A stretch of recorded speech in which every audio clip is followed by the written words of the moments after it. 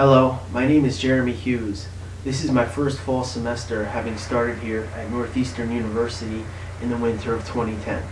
I am very excited about taking this class. I have previously taken an interpersonal and group communication class at a State University of New York college, but this is my first official speech class and my first class that deals directly with an audience of such volume. Again, I am very excited. I grew up out here near the Catskill Mountains of New York, and I love it. I graduated from high school out here with a Regents diploma, including 4 years of Spanish, English, math, science, and history. I was ranked #1 varsity tennis singles and doubles in my junior and senior years. After high school, I took up boxing and began to further my education at a State University of New York, SUNY College. Here I studied business administration. My name was frequently on the dean's list, and I graduated with an associate's degree in business administration. I am currently enrolled full-time at Northeastern University, and I am working towards a Bachelor of Science in Management degree. This fall semester, I will be taking my classes via virtual environment. Although I have family that lives both in Boston and in the state of Massachusetts, and I am considering taking the next semester set of classes on campus. I love Boston. It is a great city, and I visit it frequently. I love it out here in New York. The forests are wonderful. I enjoy hiking, sailing, and all different types of activities. The lake that I am currently living on is called Wolf Lake. This lake has had much influence on me as I grew up. It was originally built as a reservoir for the D&H Canal and was later converted into a fishing and hunting camp. Wolf Lake is a private lake and has many rules and regulations and customs. For example, here out in Wolf Lake, we do not allow gas-powered engines like speedboats to enter into the water. Only electric, battery-powered motors are permitted. We also have regulations on the number and size of fish caught, varying by type of fish.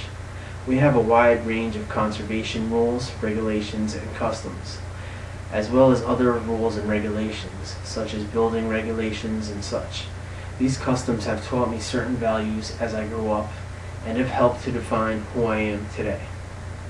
I have a deep and profound respect for my neighbors, others, and the environment.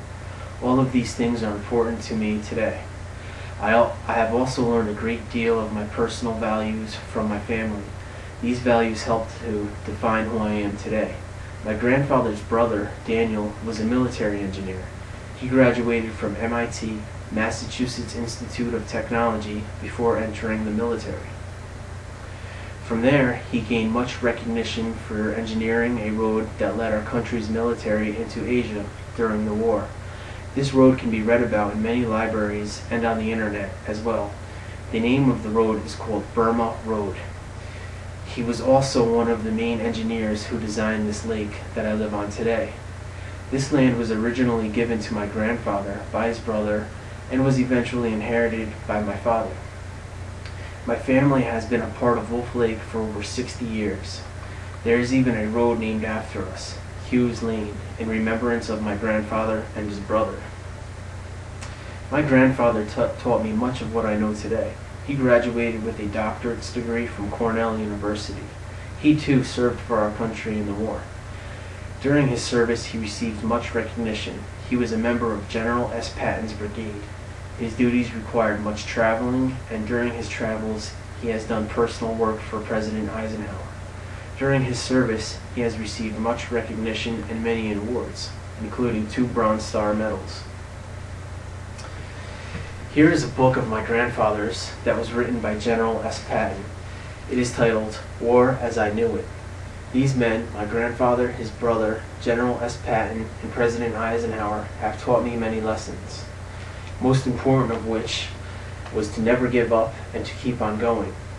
These values drive me to push myself, to stand up for what I believe in, and to be a good person.